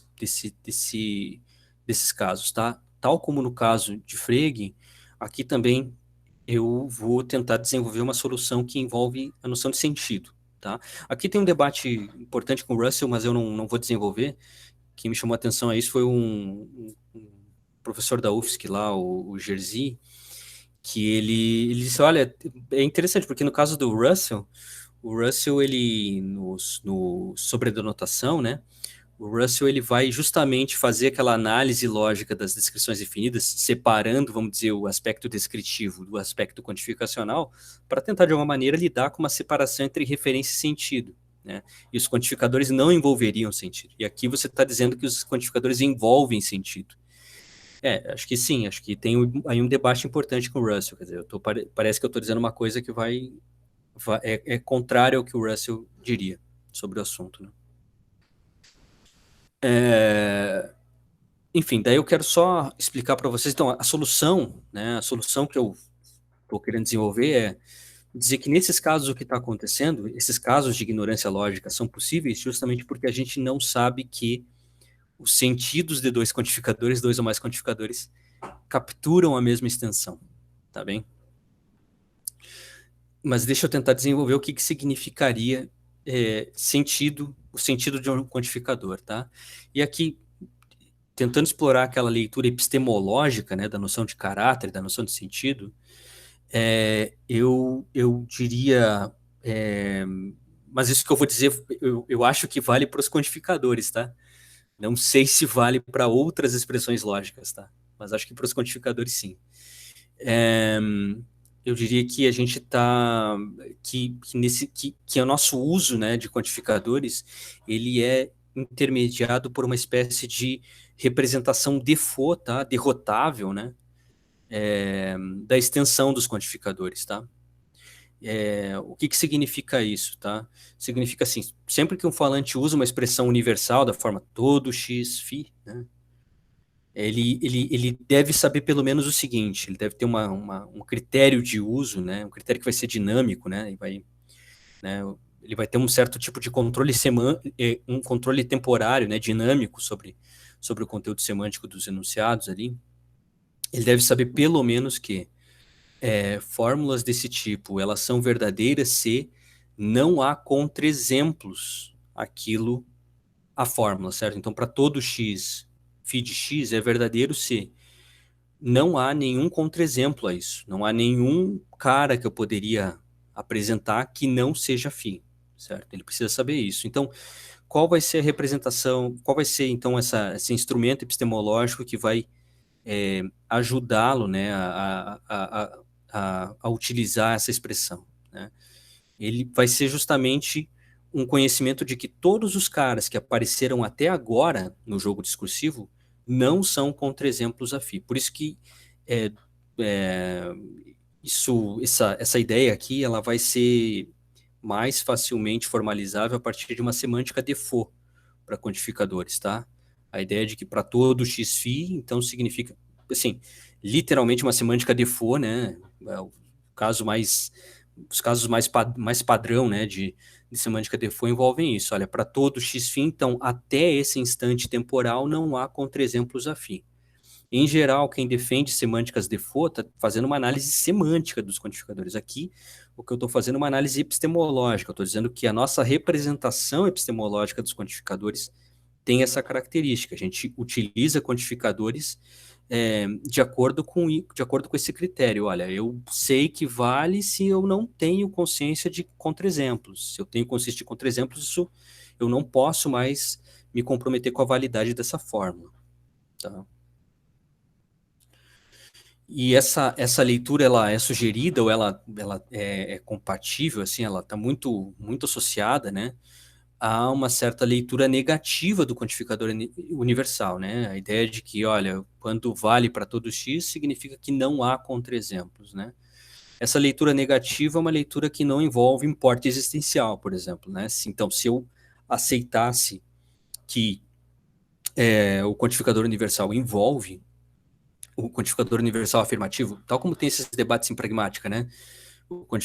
Que dizem, ó, o quantificador universal afirmativo ele deve ser lido como tendo um importe existencial. Aqui, não, né? Eu estou aceitando essa leitura negativa dos quantificadores universais, né? Que é a leitura clássica, né? De dizer os quantificadores universais não envolvem importe existencial, né? Quando vale para todo x, significa que não há contra-exemplos a x. Isso não nos compromete com a existência de exemplos, né? Enfim. Beleza, mas então essa leitura, né? Então dessa perspectiva, né? Nosso critério de uso das expressões, né? O caráter, ele vai ter esse elemento experimental e dinâmico, né? A gente vai utilizar de acordo com essa norma de controle ali, né? A gente vai a todo momento procurando verificar se não aparece, se não surgem contra-exemplos a fórmula, né? Eu passo a não aceitar a validade da fórmula se eu encontrar contra-exemplos. Esse é o meu critério de uso da expressão, né? do ponto de vista do sentido, o que isso significa? Significaria que o sentido de um quantificador universal, e basicamente aqui a gente vai precisar, para dar conta desses casos, a gente precisa só especificar uma regra default para os quantificadores universais, a gente não precisa se preocupar com os quantificadores existenciais. O sentido vai dizer o seguinte, olha, em cada contexto de uso, tá? O sentido do quantificador universal, ele vai capturar naquele contexto de uso um certo conjunto de elementos que inclui pelo menos todos os elementos já considerados previamente no jogo discursivo, tá bem? Então assim, alguém que entende um quantificador que ocorre em uma fórmula, ele pode não saber na sua plenitude quais são todos os elementos que pertencem à extensão daquele quantificador, mas ele sabe, pelo menos, que todos os elementos que já foram apresentados no jogo discursivo são instâncias daquele quantificador, tá bem? E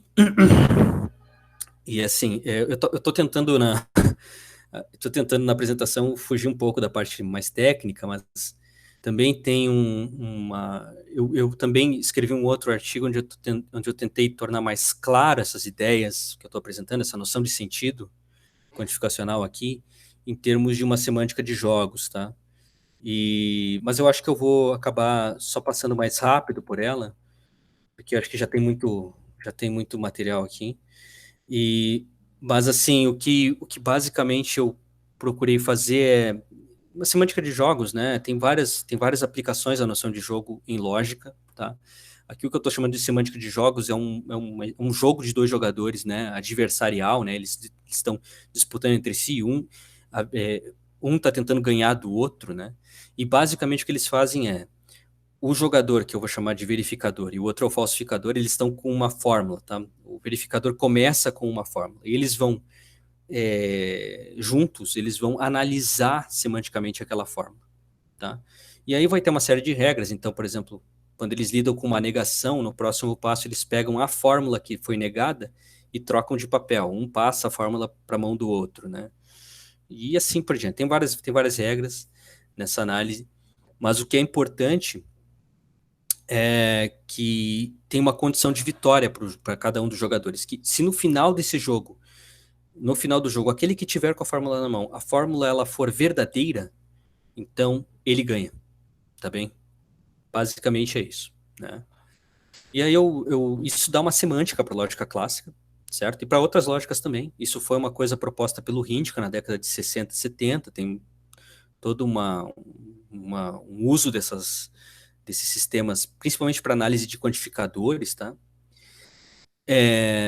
Mas o que é importante para a gente aqui, que eu, então, desenvolvi um sistema desses que justamente captura o que seria o sentido quantificacional. O que a gente faz é pegar todas as regras do caso clássico para os conectivos lógicos, e daí quando a gente chega nos quantificadores, a gente utiliza a seguinte regra para o descarregamento de um quantificador universal. A gente diz assim, olha, se o jogador alfa no round I, né, um dos rounds do jogo, tiver com uma fórmula para todo x φ na mão, no próximo round, ele vai estar com φ x de t na mão, ele vai substituir o x por t, né? Vai pegar então a fórmula que está no escopo da quantificação, né? Com a substituição agora do x por t. E esse t vai ser qualquer cara que o seu adversário escolher, mas o seu adversário é obrigado a escolher apenas entre os caras que já apareceram no jogo. Então, novamente, a ideia aqui é aquela de você não ter, você não poder, a gente não está aqui pressupondo que os jogadores sabem, têm um conhecimento,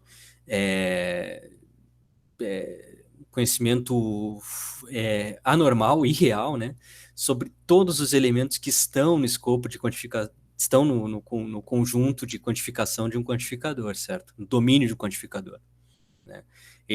Esses caras, eles sabem apenas que se eu tiver que escolher alguém para tentar atrapalhar a vida do meu adversário, eu só posso escolher entre os caras que já apareceram. Fora deles, eu não sei quem ainda estaria disponível, tá? Porque o conjunto é infinito, porque o conjunto tem muitos elementos que eu não sei quais elementos de fato cumpririam bem esse papel. de atrapalhar o meu adversário. A minha informação que eu tenho é sobre os caras que já apareceram, então eu tenho que raciocinar com base nesses caras, né? Então aqui também, de novo, nesse jogo semântico, isso formalizaria a ideia de que a gente tem uma espécie de conhecimento imperfeito sobre o conteúdo dos quantificadores, onde a gente não sabe exatamente qual é a extensão completa do domínio desses quantificadores, mas a gente sabe que pelo menos inclui todos os caras que já apareceram antes no jogo discursivo, né, no jogo semântico, no caso aqui. Tá bem?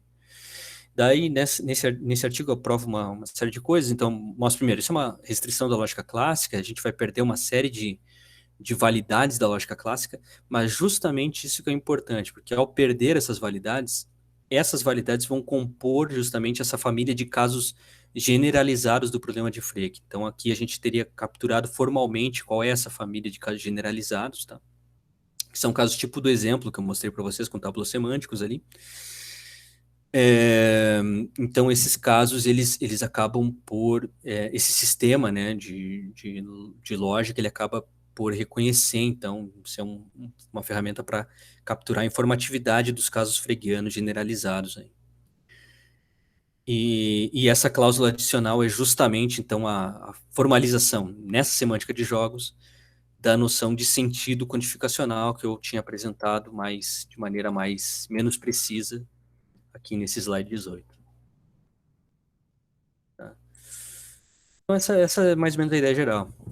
É isso. Valeu, Bruno. Muito obrigado. Excelente apresentação, material muito bacana, brilhante. Apresentou com bastante calma o negócio. Eu tenho certeza que ajudou muita gente a entrar no assunto aí. Obrigadão, cara. Agora é isso. Eu tenho a vontade para fazer perguntas. Eu vou começar, enquanto vocês esquentam a turbina aí, porque eu fiquei bugado com esse exemplo do Tableau, assim, eu fiquei o tempo todo tentando assimilar e sinceramente confesso que eu acho que, na verdade, a princípio eu estava entendendo que o negócio tinha a ver com os quantificadores, mas a impressão que me dá agora é que o puzzle generalizado que você está tentando mostrar tem a ver com a etapa específica de eliminação dos quantificadores no Tableau, né? Assim, com a etapa de... porque, a princípio, me pareceu... Eu não consegui entender o que exatamente seria o problema generalizado, o puzzle generalizado de Frege, com os quantificadores, porque pensando a fórmula no português, é estranho pensar que os quantificadores denotam de forma a produzir algo como um puzzle de Frege, né? Porque daí, pensando a tradução para o português da fórmula, tipo, a fórmula que você está colocando no Tableau tudo é φ e alguma coisa não é φ. Isso, exatamente. Eu não sei, mesmo que a gente pense, por exemplo, que quantificadores denotam, sei lá, no sentido de pelo que eu entendi, denota uma classe, né? Se um quantificador denotaria uma classe. Exatamente. Né? Denota um domínio, sim. Tá. Não, enfim, eu acho que eu já expus o suficiente a minha dúvida. Assim. Eu queria que você tentasse só me dizer, assim, confirmar, talvez, ou me explicar melhor em que termos que se dá o puzzle de Frege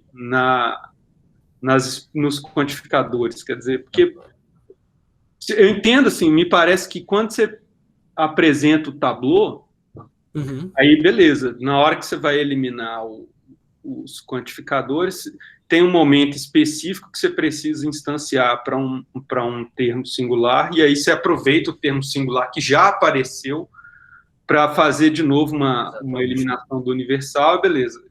Isso tem a ver com a descrição da prova, mas eu não sei se tem a ver com o significado, o sentido dos quantificadores, entende? Essa entendi. Deixa eu ver se eu entendo bem a tua questão.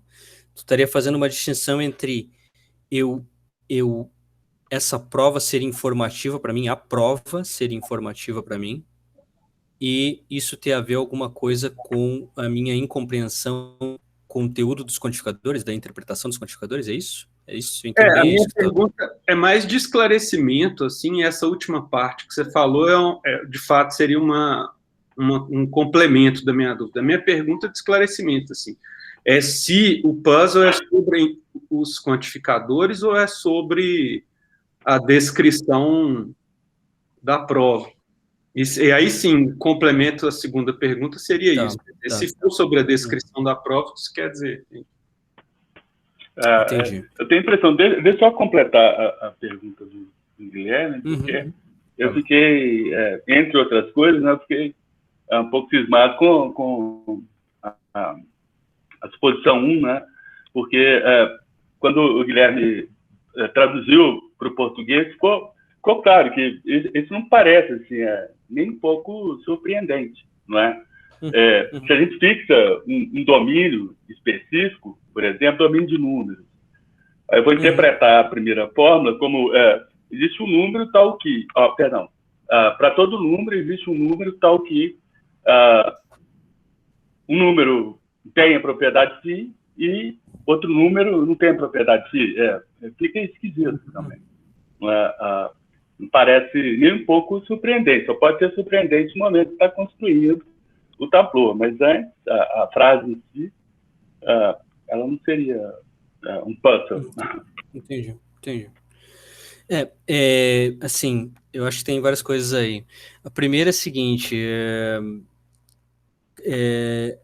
seria interessante ver, sim, se a gente encontraria exemplos mais interessantes, né? Eu fiquei, por exemplo, pensando, quando vocês falaram agora, por exemplo, tem esses casos onde você faz, por exemplo, inversão de quantificação, né? E aí as coisas podem ser interessantes, né? Você tem um bloco de quantificadores mistos ali, e você consegue provar que aquele bloco pode implicar uma outra fórmula onde você simplesmente mexeu no bloco, né? Então, isso poderia, por exemplo, se você existe x, sei lá, se você tem para todo x existe y, você poderia derivar disso, existe x, tal que existe y, sei lá, coisas desse tipo. Então, teria que olhar exatamente para o conjunto completo, assim, olhar para ver se a gente encontra exemplos que fossem mais interessantes. É que o que eu estava tentando mostrar com esse caso é que eu queria mostrar num caso muito elementar. O que eu estou tentando dizer para vocês que é um fenômeno que poderia identificar uma classe completa de casos de informatividade lógica. Por que me parece, apesar da simplicidade desse caso, concordo com vocês, esse é um caso bastante, um toy example, vamos dizer assim, né? Por que eu acho que aqui esse fenômeno do looping ele é relevante? Justamente porque em discussões sobre decidibilidade em lógica de primeira ordem, a gente sabe que questões de problemas de complexidade ou a mudança de grau de complexidade de problemas lógicos está associado a esse looping, tá? Então, tem um artigo, eu chego a citar nesse artigo que eu publiquei, um artigo de um cara chamado Voronkov, é um tema ainda pouco explorado, tá? Mas tem um artigo dele da década de 80, onde ele basicamente faz uma análise justamente disso. Olha, à medida que eu introduzo esses loopings no meu problema lógico, tá? De que maneira isso afeta a complexidade do problema. E daí o que mostra que justamente isso é um dos elementos principais para afetar a complexidade de problemas lógicos em lógica de primeira ordem. E justamente é a existência desses loopings que torna a lógica de primeira ordem indecidível também, tá? Então, apesar de, nesse caso específico que eu estava apresentando para vocês, para tentar mostrar ele funcionando em um caso um pouco idealizado, ele sim parece estar associado a problemas, a justamente esses problemas do nível de complexidade dos problemas da lógica de primeira ordem e até mesmo, no caso limite, da indecidibilidade da lógica de primeira ordem. Tá?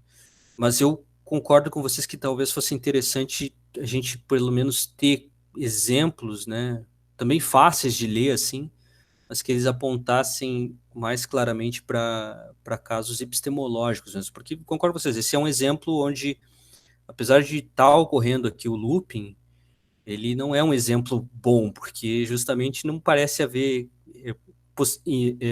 vamos dizer assim, ocasião para dúvida sobre a validade disso, né? Ou melhor, sobre a contradição da linha 1 aqui, né? Mas sim, agora, só sobre a questão do Guilherme, é que eu não sei, Guilherme, eu acho que assim, talvez dependa um pouco de como a gente entende o que é o significado dessas expressões lógicas, entende? Eu acho que é muito difícil, me é muito difícil entender o significado de uma expressão lógica sem associar ela à sua regra de uso em um sistema dedutivo, entende? Quer dizer, qual é o significado de para todo x? O significado de para todo x equivale para cada, certo? E qual o significado de existe y, tarará? Isso, significa que para um cara específico, que eu não tenho capacidade de especificar de antemão, por isso eu uso uma constante nova, dou um novo para ele, para um cara específico vale. Ou às vezes por mais de um cara específico, né? Então, eu tenho dificuldade de sair dessa semântica de teoria da prova, entende? Parece que o significado dos cognitivos lógicos é a sua regra de uso, saca? Então, quando a gente olha para os tablôs semânticos aqui, os tablôs analíticos, eles estão, de alguma maneira, mostrando algo sobre o significado dessas expressões. E se o looping aqui está, de fato, associado à informatividade, né, lógica, então ele associa, ele parece, sim, ser uma razão suficiente para a gente falar algo sobre a nossa incompreensão prévia sobre o conteúdo semântico dessas expressões, entende? Porque o conteúdo delas deve ser lido em termos das suas regras de uso. Então, o caso dos tablôs aqui não me parece ser um mero caso, vamos dizer assim, até mesmo para um uso meramente heurístico. Eu acho que não, eu acho que os tablôs, eles mostram algo sobre o significado dessas expressões, porque o significado deve ser entendido em termos de regras de uso em um sistema tal como esse, entende? E assim, também outra coisa importante é que não é um sistema de dedução natural, né? Então não são regras inferenciais, são regras que têm ali mesmo para alguém que não aceitasse que virasse mais a cara para a semântica de teoria da prova, eu acho que deveria aceitar isso daqui, porque isso está muito próximo das tabelas de verdade também, né? Está muito próximo é um método que parece muito mais semântico, né, do que dedutivo. Mas eu não sei se eu respondi a tua questão. Não, perfeito, ajudou bastante agora. Valeu mesmo, Bruno. Julian, fica à vontade. Opa, beleza? Opa! Beleza. Opa, tô ouvindo. Então, eu queria pedir esclarecimentos também. Para entender, eu queria saber como que aquele quadro bidimensionalista que você expôs no início da apresentação relaciona com o problema que você tá apontando. Eu queria esclarecer para eu unir melhor o que está em jogo, entender melhor a estrutura da apresentação. E o que motivou você, por exemplo, falar que, como pano de fundo, a gente tinha que subir a semântica bidimensionalista do Kaplan-Stone. É que assim, acho que tem dois lugares aí que aparece. Primeira coisa para mim me parece importante abraçar o bidimensionalismo, porque é o bidimensionalismo que vai nos dar esse caminho intermediário entre uma teoria da referência indireta, e aí os caráteres cumprirem esse papel, e, por outro lado, reconhecer que a gente está aqui lidando com casos de necessidade lógica, né? No caso original de Frege é uma identidade lógica, e nesses casos aqui, ainda mais, são casos de validades lógicas que eu posso não saber de antemão, certo? Então, esse seria um primeiro uso. Mas me parece também, e aí eu me lembro da questão que você colocou, que eu acabei até esquecendo depois, que é sobre o que seriam contextos de uso aqui também. Que é, olha só, olhando só para esse... Deixa eu ver onde eu coloquei aqui. aqui olhando para o sentido, né, tal como eu expressei o sentido do quantificador aqui, olha, eu não sei quais são todos os elementos que ocorrem lá dentro, mas eu devo saber, pelo menos, que todos os elementos que previamente ocorreram estão nesse jogo discursivo. Então, tem a extensão, a plenitude da extensão do quantificador pode variar de contexto para contexto, certo? E aqui, de novo, a gente está olhando para uma interpretação clássica dos quantificadores, onde os quantificadores estão associados em cada estrutura de interpretação a um domínio da estrutura, né? A gente não vai dizer que o todo ali, o para todo, está associado ao universo inteiro. Não, a sua extensão varia dependendo da estrutura onde a gente está, certo? Então, isso é um primeiro elemento. Mas, então aí já estaria o elemento do caráter, tá? O caráter, então, seria essa função que pegaria em cada contexto uma certa extensão para o quantificador, mas ele daria um critério mínimo para que algo fosse uma extensão adequada para o quantificador. O quê? Aqui essa extensão incluísse pelo menos todos os elementos que já apareceram no jogo discursivo. Então aí seria o elemento do caráter.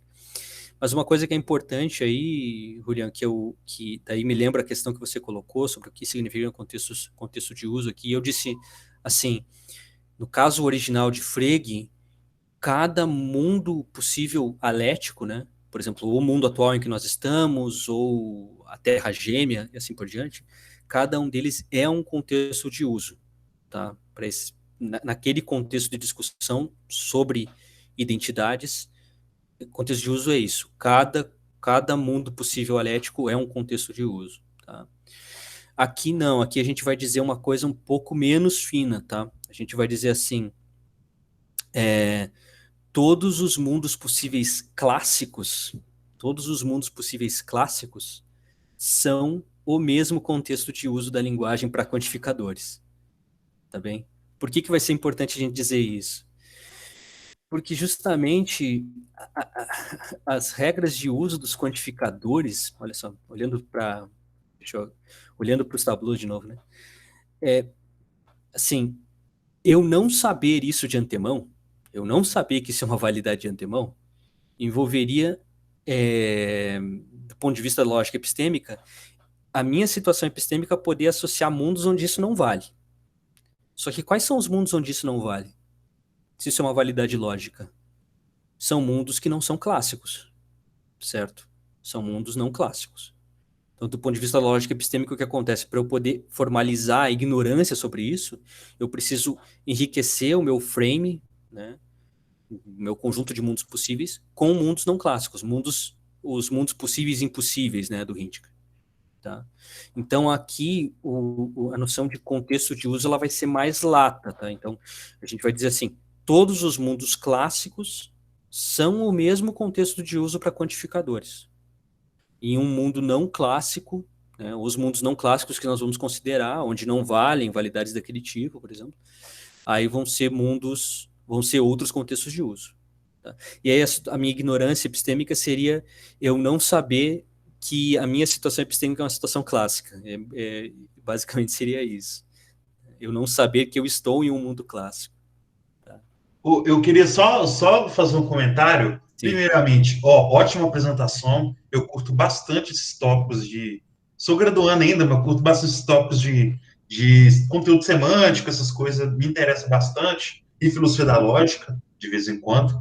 Mas... a princípio, quando eu vi a apresentação, e até foi o que me motivou a vir, é porque eu normalmente eu tenho encontrado na literatura atualmente uma grande discussão sobre a fineza do conteúdo semântico, né? Só que, quando você disse na apresentação que você estava assumindo que o significado da quantificação são regras, eu já eliminei a questão que eu ia propor. Será que a gente não teria como responder essa ignorância indo e alterando a estrutura do conteúdo semântico, dos quantificadores, ou algo do tipo? Pensei em algo... Claro que é uma solução, normalmente, que é mais para o problema de Frege, uma das soluções possíveis. Por exemplo, você assume que as proposições são estruturadas de alguma maneira. E assim você não precisa você não precisa de ter, e assim você consegue a distinção entre A igual a igual a B. A distinção, tipo, na estrutura, saca? Na estrutura do output que a teoria semântica me fornece. Do valor semântico de cada expressão de A igual a igual a B. Aí eu tentei estender esse caso para o caso do que você... Eu tentei estender assim, para o quantificador, mas aí eu vi que você estava falando de outras coisas e tal. Aí eu resolvi me guardar, mas era algo que foi... Não, é interessante seu comentário. Então, eu achei que mexer no conteúdo semântico, no caso também, por exemplo, da quantificação, não sei se seria uma boa. O foda é, desculpe, vou falar isso, eu perdi aqui. É complicado, assim, que eu falta termo técnico para mexer com essas coisas ainda. Mas eu pensei se daria para colocar fineza no próprio conteúdo e não por exemplo, no caso do caráter, igual eu tive aula disso, já tive contato com isso, e normalmente, pelo menos o Kaplan, né, a gente lê, o caráter, ele não é assumido como sentido no Kaplan. Ele é assumido, por exemplo, no Perry. Perry assume. O Perry atribui também o papel de sentido no caráter lá, no quadro bidimensionalista, que eu conheço um pouco mais. Mas eu fiquei pensando se daria para estender uma alteração no conteúdo semântico, articular no conteúdo semântico essa neurociência lógica, ou esse ponto que você está trazendo, essa insensibilidade. Sim, entendi. Não, interessante o teu comentário. Acho que isso entra um pouco nisso que eu acabei passando muito rápido do debate com o Russell, né? Porque o Russell tenta, vamos dizer, a partir da análise lógica da sentença, separar no conteúdo um elemento que seria o sentido freguiano, que é a descrição, a parte predicativa, então, quando ele faz a análise das descrições definidas, né? Ele separa entre um elemento quantificacional e um elemento predicativo. Bem, o sentido freguiano seria esse elemento predicativo, né? E aí ele conseguiria isolar, no nível do conteúdo, a partir dessa análise lógica, o elemento quantificacional que seria puramente referencial. Aqui, justamente, eu não estou dizendo isso, estou dizendo que estou indo contra isso, né? Estou dizendo que, olha, nessa análise do Russell, mesmo fazendo essa distinção, essa parte quantificacional, ela também envolve sentido, porque o nosso uso de quantificadores também é intermediado por sentido. Por quê? Justamente porque esses casos que seriam quase como uma vingança freguiana, né? Seriam os casos de vingança, que dizer, olha, a gente agora consegue olhar para casos generalizados do problema de Frege que envolvem apenas quantificadores, não envolvem termos singulares. Então, sim, acho que aí seria uma outra proposta, né? Mas justamente me parece que isso que eu estou propondo aqui poderia ser visto até como uma vingança, essas propostas, entende? Assim,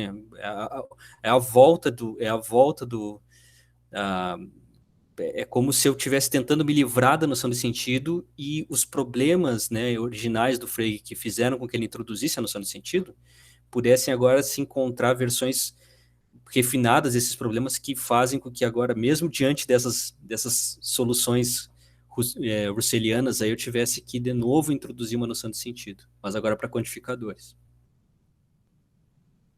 No mais é isso. Muito obrigado pela apresentação. Obrigado a você. Gostei bastante, sim, deu para entender bastante. Sim. Depois eu vou ir via lista de e-mail, eu vou te pedir, ou então você pode mandar para nós, depende. Os slides para a gente acompanhar mais massa. Essa apresentação que você colocou da semântica de jogos, para a gente saber mesmo. Obrigado. Beleza, legal. Valeu, obrigadão. Beleza, valeu. Mais alguém queria colocar alguma questão para o Bruno, comentário?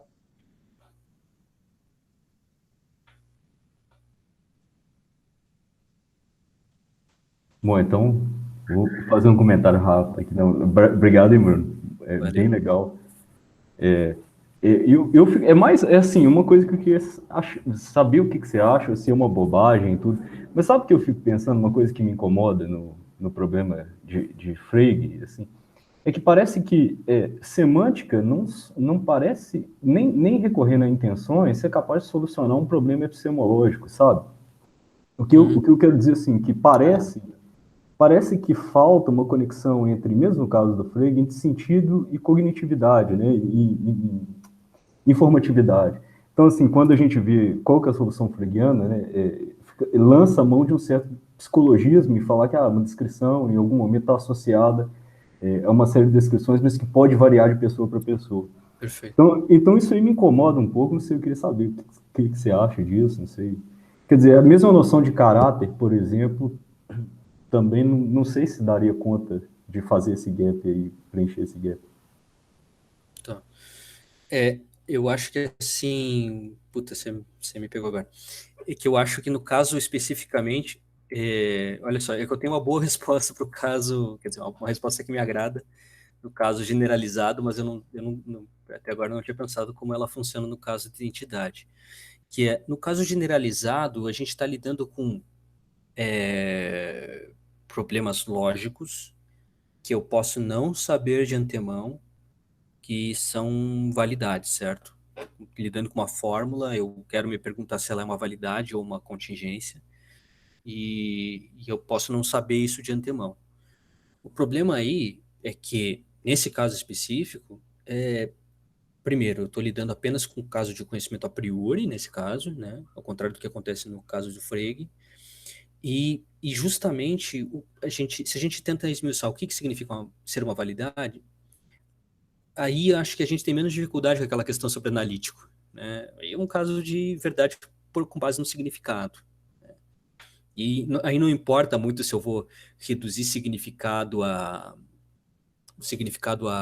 ao conteúdo extensional ou não. Não importa muito nesses casos especificamente. Então, esses são casos onde eu estou me perguntando, o tipo de dúvida que eu posso ter é uma dúvida sobre significado.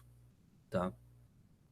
Então, eu acho que nesses casos se sustenta mais essa ideia fregiana de que para dar conta de um certo tipo de vamos dizer assim, hiato epistêmico, eu preciso introduzir algum elemento no significado que explique aquilo. Tá? Então, aí as coisas me parecem que funcionam melhor. Né? Mas, por outro lado, no caso da identidade fregiana, você tem um pouco de razão mesmo, que parece que precisa um pouco mais de argumento de saída para poder dizer por que eu devo dar uma solução semântica para esse problema epistemológico. Né? E acho que o Frege não se ajuda muito na medida em que ele não aceita uma teoria da referência direta. Tá? Porque se eu fizesse uma redução à extensão, nesses casos, né, que é o que eu estou fazendo aqui, mas não é o que o Frege faz, se eu fizesse uma redução à referência, aí sim seria um problema de significado, porque o significado nesses casos se reduz apenas à referência. Né? Seria um problema de significado, eu teria que dar uma conta no nível do significado, no nível semântico, desse problema epistemológico. Tá? Então, aí eu acho que o Frege, de fato, você tem razão, tem um pouco mais de dificuldade. Acho que do ponto de vista de uma teoria da referência direta, acho que a gente tem menos dificuldade de dizer que esse é um problema semântico. É um problema epistemológico, mas que exige uma solução semântica. Claro, eu não sei, aí eu gostaria de ouvir mais de você, mas eu não tenho certeza o que você pensa disso. Mas alguém poderia dizer, bem, mas na verdade aí esse problema epistemológico, ele é puramente psicológico. Alguém poderia tentar dizer alguma coisa assim. Ele é puramente psicológico. Eu não deveria tentar encontrar soluções semânticas para ele, porque ele é um problema psicológico. Ou pragmático, né? Como, pragmático? Né? Será pragmático? Não, eu acho que tem gente que defende isso, né? Até onde eu sei. Tipo, sei lá... Se não me engano, o Salmon. O Salmon, por exemplo. Sim. Que vai por aí, né? Eu não sei. Não, assim, mas na verdade, eu expressando mais um sentimento de insatisfação com relação a essa solução, que eu sempre acho que falta algo que vai dar conta da informatividade. Assim, uma solução semântica, digamos assim.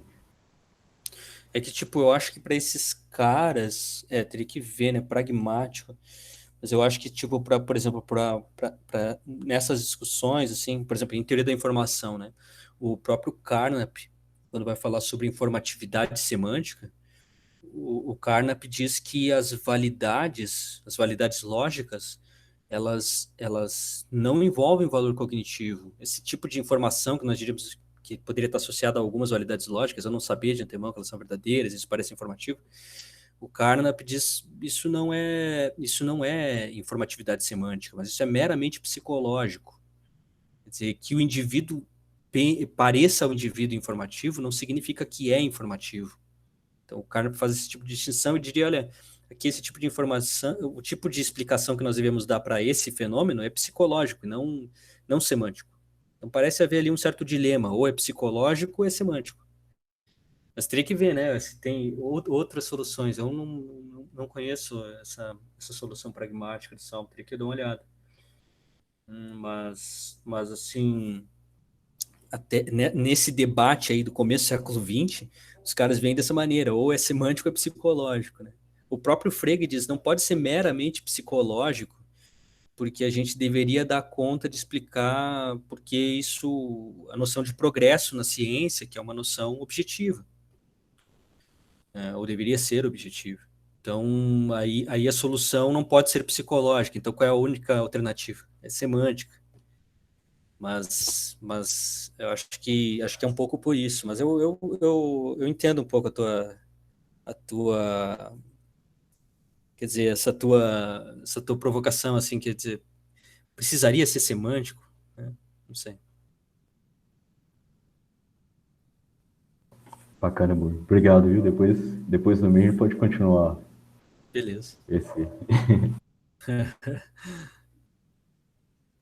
Valeu, Henrique. Alguém mais quer fazer alguma pergunta?